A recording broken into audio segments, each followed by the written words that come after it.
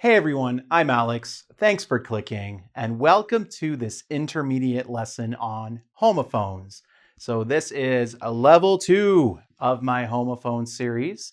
And if you watched my beginner video and you feel comfortable now with the idea of homophones and you've mastered your and there and it's, fantastic. And now we're gonna level up and go to the intermediate stage. So as a reminder, homophones are words that sound the same but are spelled differently and they have a different meaning.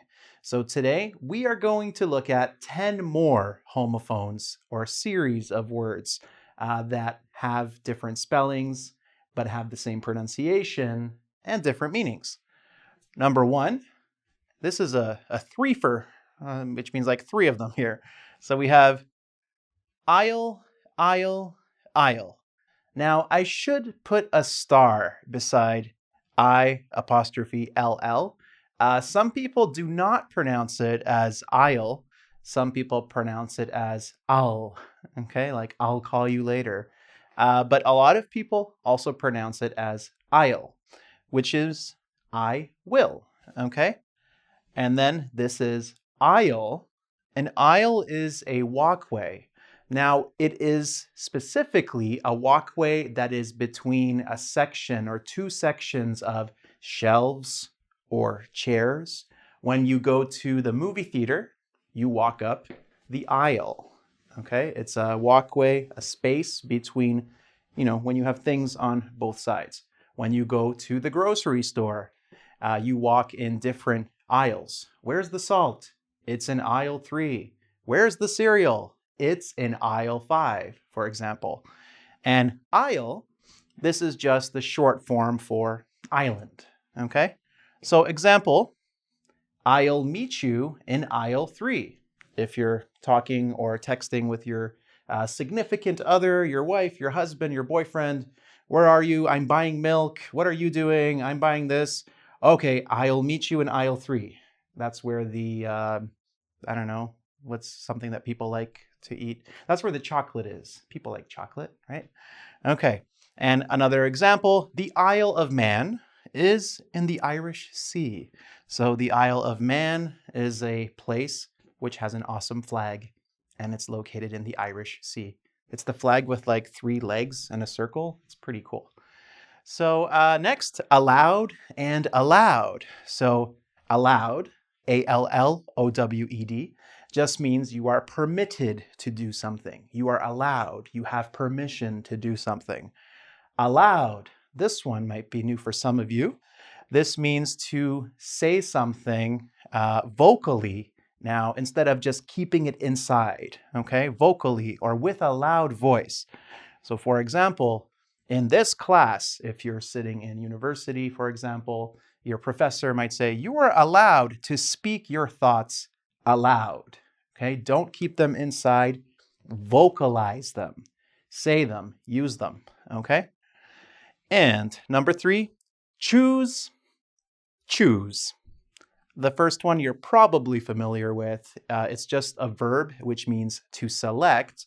And choose, this is the third person version of chew, which you do when you eat food.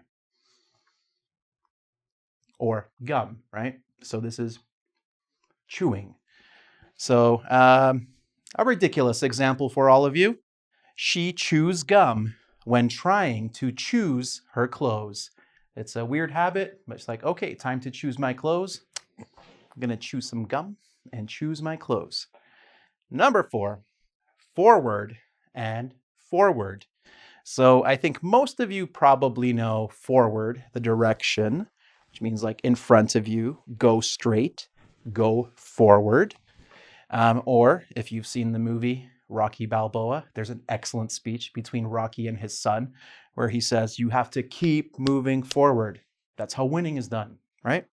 All right, and forward is a short introduction or a short intro in a published book. This is also known as a preface or an introduction, and it's usually written by someone other than the author. So you'll see a lot of forewords written for classic books, books that are like 100 years old, and a modern contemporary writer or figure will write about the significance of the book before the actual book, right? So, hey, who wrote the foreword in that edition of Frankenstein? If your friend is reading a specific edition of the book Frankenstein by Mary Shelley, a classic, you might wonder. I really enjoyed the foreword, reading the introduction to that book. He gave a lot of contextual details about the historical importance of the novel. Who wrote the foreword in that edition? All right. So, what have we done here? We have done 1, 2, 3, 4. Guys, what number comes after 4? It's 5. You know it's 5.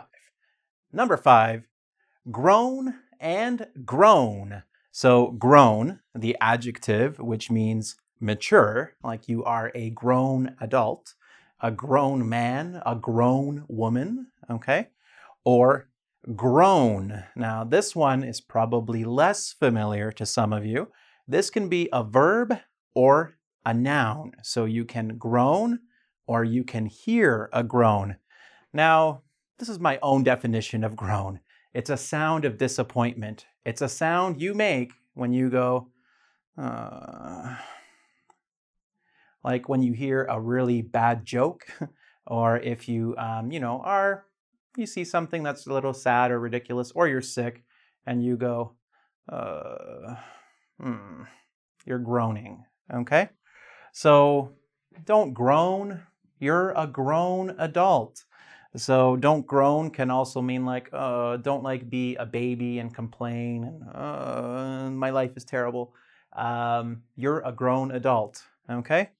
Next, heel, heel, heel.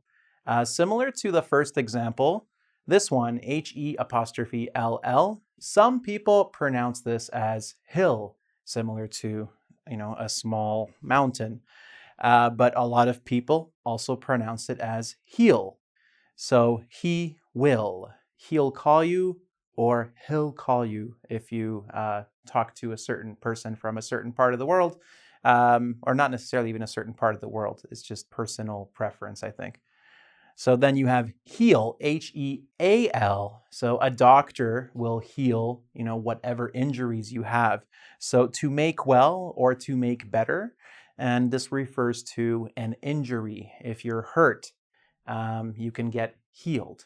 Or if you play role-playing games like, Final Fantasy VII, this is Red 13, you have heal potions, right? Or healing magic. So you can heal your characters, make them better, make them well. Plus HP, basically. And H-E-E-L, heel. This is the back and bottom part of a person's foot. So this part here, the very back of your foot, the bottom part, back, is your heel. Very famous, cultural touchstone for this word is the Achilles heel. So if you have an Achilles heel, it means you have a weakness. And this comes from a Greek myth where Achilles, his heel, caused him some misfortune. So please, remember Achilles heel. Morning and morning. I know you know morning. It's the first part of the day. It's probably one of the first 20 words you learn when you're studying English, and you're an intermediate student, so we don't need to review it. But morning, M-O-U-R-N-I-N-G. Now, this refers to a period of grief, sorrow, or sadness. Usually, you are in mourning, so you see the phrase here, in mourning, after the death of a loved one, or maybe a pet that you had for a very long time. So you can use the verb to mourn, M-O-U-R-N. You can mourn the loss of a loved one, mourn the loss of a pet or someone that you care about, a friend or family member. And you can also be in mourning for something, okay? So we have 5, 6, 7. And what comes after 7? Boom, 8. You got it. 8. Pole, pole. So pole can be a noun, which can be like a long cylindrical thing. Like you think of a telephone pole or a fishing pole. Think of like a long stick, basically. So pole can also be a noun or a verb, P-O-L-L. And basically, this is a sample of opinions about a topic, or poll the verb can mean, to conduct a survey that collects a sample of opinions about a topic. Usually around elections, you hear a lot in the news about opinions polls, where people give their opinions about the candidates who are running for office. Okay? So for example, this is a different example than talking about elections and politics. We need to poll people about the new telephone pole. So if your local government has placed a telephone pole in maybe a weird location that is blocking people or that is dangerous, you might need to poll the neighborhood saying, do you support the location of this telephone pole? And maybe they do, maybe they don't, but you can poll people about the pole. It's hard thinking of examples, guys. Help me, all right? Thank you for your patience. Number 9, rap and rap. So rap can be a noun or verb for the style of music performed by people like Eminem or Snoop Dogg or Kid Cudi, I think is like a more recent one. And rap can be a noun or a verb. If I have, a cut on my arm, I can use a bandage to wrap around my arm. A wrap, it can also be a delicious little sandwich that you buy at McDonald's or any other fast food restaurant, or not even fast food restaurants, but you can eat a wrap, a chicken wrap, a beef wrap, etc. So I like to rap while I rap. So if you're wrapping your arm and you like to talk about what you're doing, you can rap, like rap. I'm not going to rap, so I don't know how to rap. I'm terrible at it.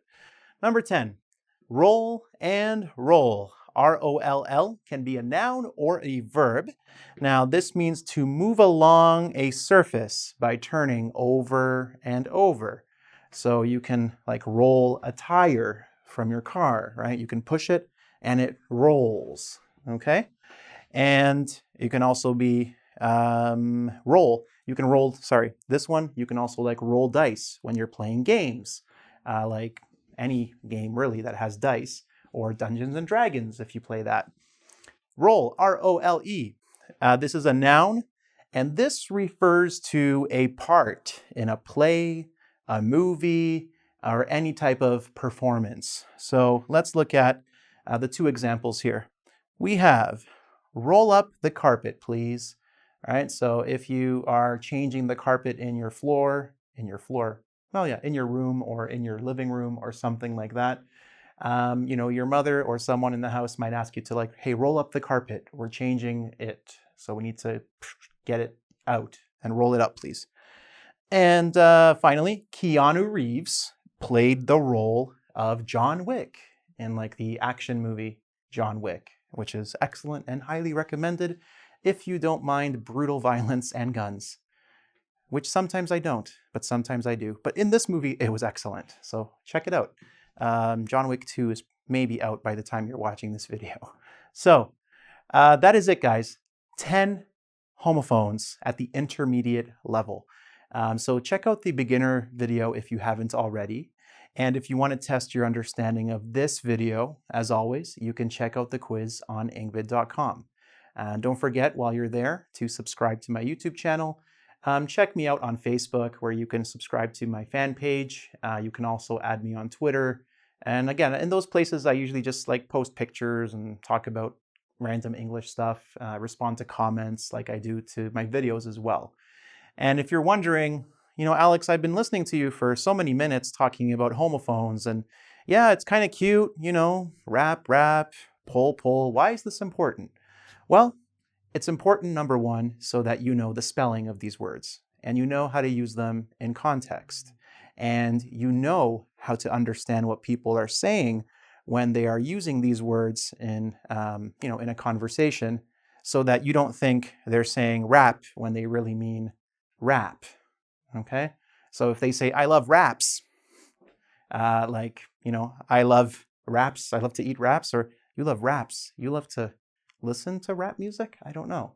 So you have to be sure that you understand what people are saying, that you're spelling things correctly, that you're understanding context. So that's why this stuff is important.